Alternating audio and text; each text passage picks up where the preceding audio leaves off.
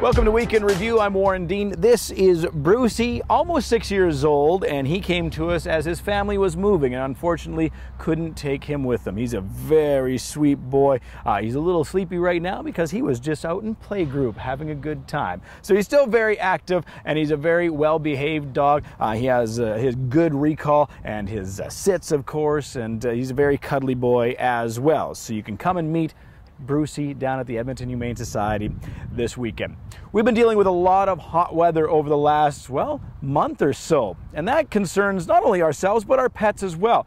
There are certain things we have to consider when we take our pets out, especially if we're going to be out there for a long time. We talked to Dr. Anthea Smith here at the Edmonton Humane Society to give us some help on noticing the signs of when our dog is maybe potentially overheating a little bit and things we can do. It does depend on the individual animal. Some animals are better able to tolerate the heat compared to others. You definitely want there to be access to the shade.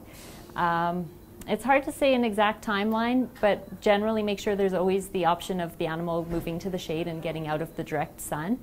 Some animals, such as the very old, the overweight, or those breeds that have the very flat faces, are very sensitive to the heat, and those type of animals may not be able to even be outside at all in extreme heat. They may need an air-conditioned room or a room with a fan. So with those animals, you want to be very careful. When it's very hot outside, avoid extreme exercise with your dog. Don't go on a long run at midday, 12 noon with the hot sun when it's very hot outside. Signs that they might be getting too warm and too stressed by the heat is excessive panting. With dogs, you'll see their mouth is really hanging open, their tongue's out, their gums and tongue are bright red. They're going to be breathing really heavily. If you notice signs like that, you know to bring your pet more to a cooler area, to the shade, and slow things down. Avoid vigorous exercise when it's really hot outside. Make sure you're able to provide plenty of water.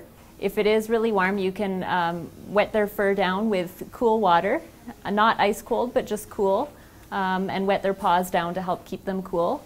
If you're overheating and you're with your pet, then your pet is also likely overheating. Just stay near your pet and supervise them closely. The best course of action is bring them to your veterinarian if you believe that they've had some heat stroke. In severe cases, they can have secondary health concerns after dealing with heat stroke, and so even if they seem okay after you cool the animal down, it's better to have them checked by your veterinarian. So there's just a few things to keep in mind when you're out and about. Now, of course, we love taking our pets everywhere, and that includes maybe camping for the weekend or spending the day outdoors. We have great products here at Bingo's at the Edmonton Humane Society, like this bandana that has some gel packs inside of it, which you put in and then put it around your animal's neck.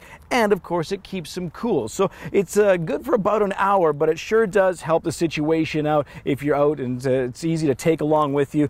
Very small, very compactable, and you can take it along. We have other great products as well. Just come down to Bingo's and check them out. And those portable water bowls, those are a fantastic little thing too. And as I said, very easy to take along with you. That's Week in Review. Come and meet Brucey. We'll see you at the Edmonton Humane Society.